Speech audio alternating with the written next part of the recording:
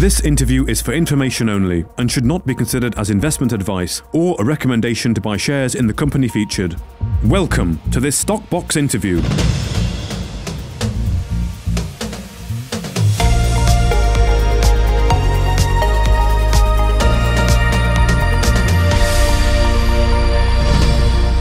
Well, Cedric Simonet, the CEO of Altona Rare Earths, is joining us today. Cedric, it's good to be catching up. How have you been? Excellent, thank you. How about you?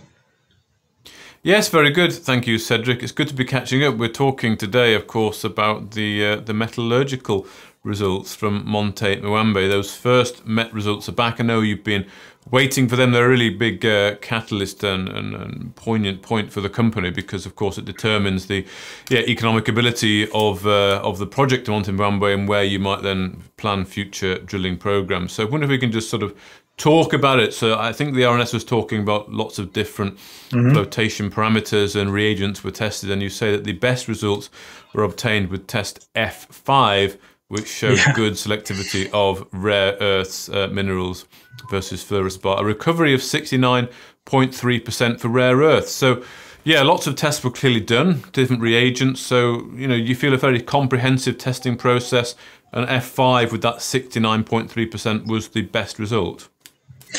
Yes. Metallurgy, as you know, is very important at Monte Muambe. First, because metallurgy of rare earth deposits is always complex and difficult, and it needs a lot of attention. That's why we are focusing on it. The other reason is that if you remember our scoping study, our plan is to have two plants on site.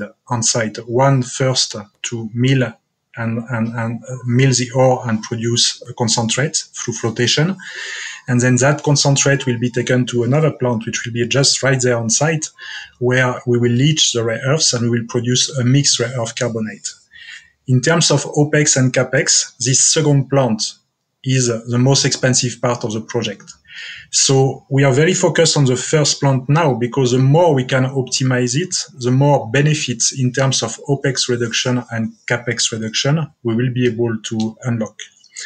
So metallurgy is something that takes time. It's not like assaying.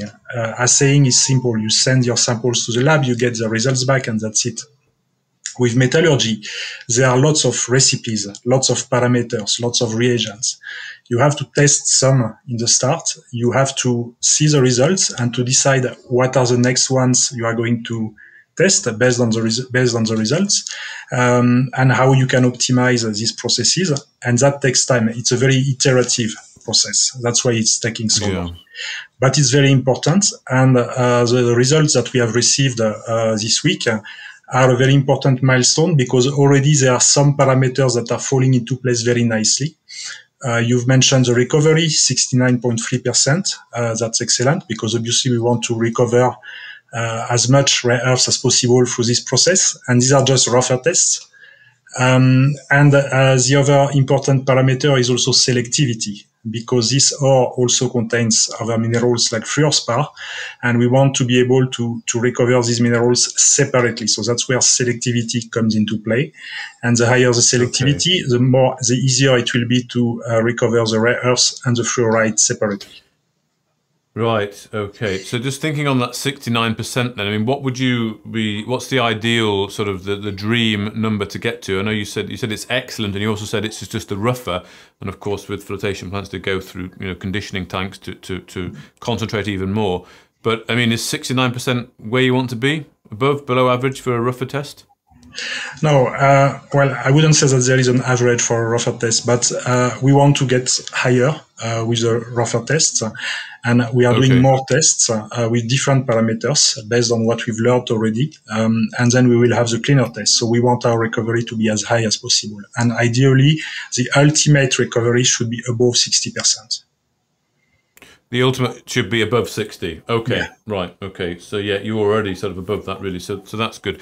Okay, so those tests will continue to really refine and go through the cleaning, or I called it conditioning, but cleaning tanks to really refine the process there. You also mentioned about selectivity, of course, fluorspar, which I do want to talk about because that's quite an important element here as well from the recent RNS. But would be the plan to be separating both the rare earths and the fluorspar during the sort of flotation process, or is it coming earlier than that? No, it's coming as a flotation part of the process. Okay. So that's why we are looking into this in these particular metallurgical tests. Right. Okay. So yes, you can go through and concentrate the rare earths and take off the fluorspar at the same time. Okay. Exactly. And having a fluorspar byproduct mean more revenue for the rare earth project. Yes, indeed. And of course, the RNS was mentioning the depressed prices of rare earths and talking about fluorspar and the demand expecting to exceed, well, quite a lot. I think it's 40 to 70% by 2035. So you've decided to take a real in-depth review of Monte Muambe's potential for fluorspar, because of course it does have a legacy resource on it. So I mean, is that taking up, is that where you're going to sort of narrow down the focus, do you think, depending on what's happening with rare earth prices? Let me put it like this. At Monte Muambe, we have two types of fluorspar. We have the fluorspar, which is disseminated in the rare earth ore, and that's part of the rare earth project. But then we also have fluorspar, which comes in high-grade veins. Not very high tonnage, low tonnage, but high-grade veins. And there is potentially a case to develop this. So currently, yes, the rare earth prices are depressed. We would like to see them pick up. Analyst data shows that the demand for rare earths is picking up nicely, so we think that the prices are going to follow. So we are not dropping Monte Muambe. What we are doing is that, or dropping the rare earth project rather.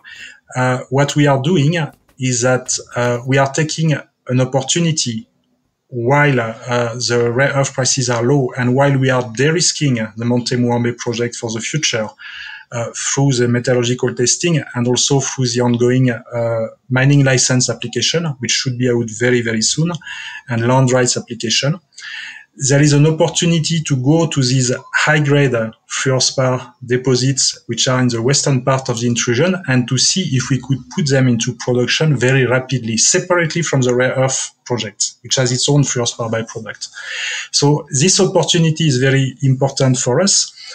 Because it is there, because as I've mentioned, the intercepts in legacy trenches and legacy drill holes, we know that there is a high-grade fluorspar between 50 and 70%.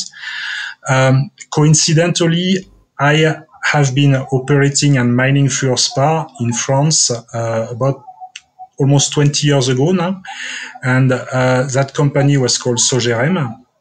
And we had two open pit fluorspar mine, one underground fluorspar mine, a flotation plant to produce acid grade fluorspar, and a DMS plant, dense medio separation plant, to produce metallurgical grade fluorspar. So I've got a lot of experience.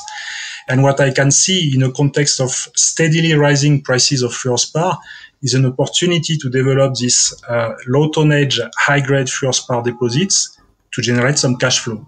And sooner rather than later. Okay. Right, that you could get into cash flow, yeah, as you say, sooner rather than later. Okay, that sounds like ideally the plan to go. So the minute you're doing some work to prepare, you say, a conceptual study. So, I mean, I know there's a historical JORC-compliant inferred mineral resource of 1.6 million tonnes at 19%. I know with the individual intercepts, as you say, were much higher here. So what are you going to be doing? Are you going to be looking to sort of update that JORC resource, or what will the sort of conceptual study look like? So the companies that did the JORC resource at the time had a very different strategy. They were trying to get to a large volume. This is not what we are going to try to do. The resource, which was defined at the time, was covering both the disseminated fluorspar and the high-grade veins, which are hydrothermal veins, very well defined. So what we are going to do is that we are going to focus only on the hydrothermal high-grade veins. We are going to look at the existing drilling database, trenching database. We are going to resample the trenches. We are going to do a topographic survey using a drone to have the exact geometry of the whole thing. That has never been done before. And we are going to focus on defining very carefully these high-grade veins, see what the tonnage could be, take samples to characterize well a potential product, and talk to off-takers, to traders. to see the commercial aspects of this project. This is something that could move quite quickly. If everything works, it could move quite quickly.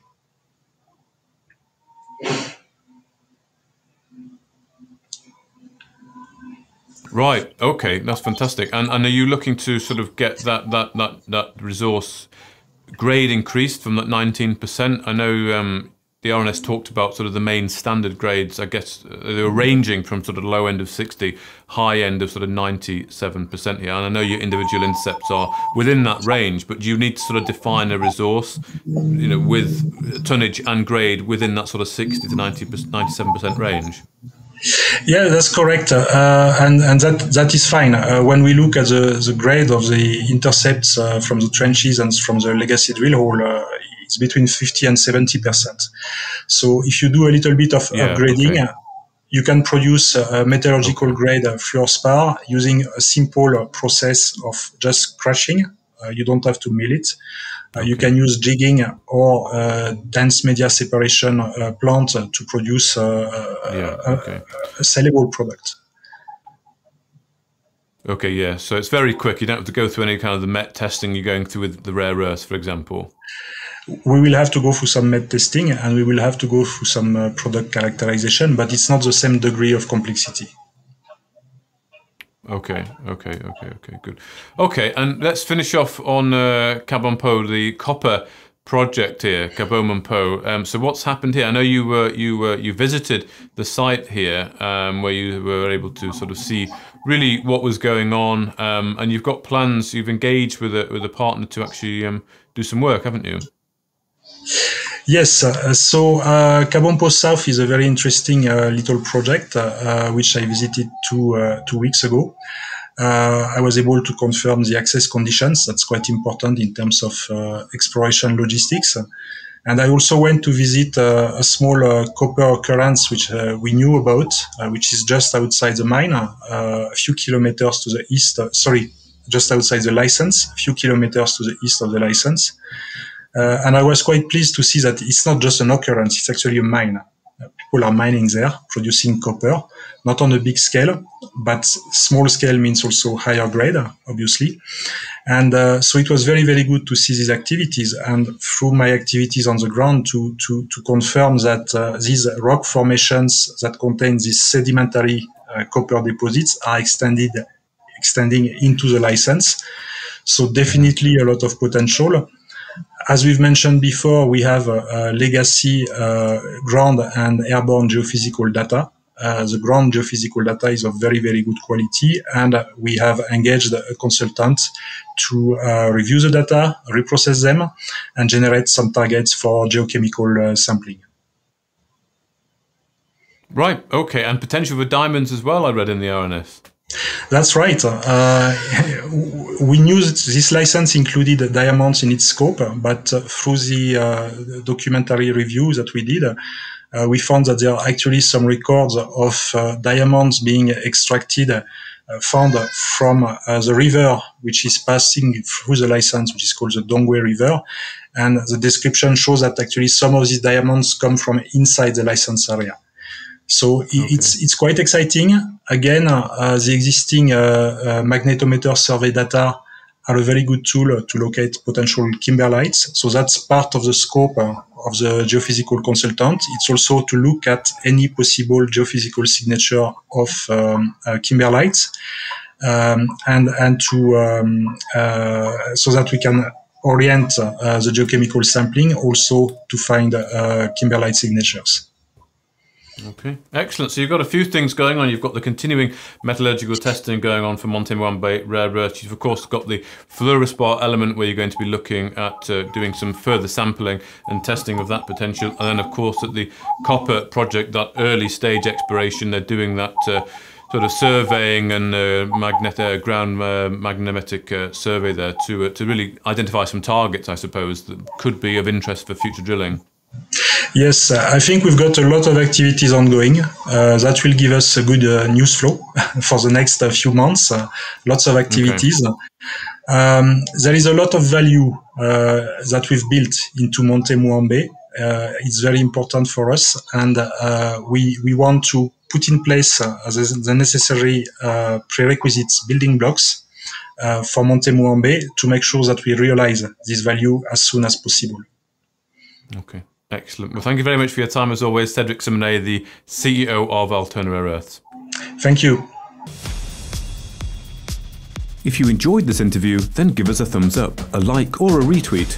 Subscribe to us on YouTube or follow us on Twitter and hit that notification bell to be the first to know when we release new content. There's loads of great content on our website too, across all our programs at stockboxmedia.com. Thank you for watching.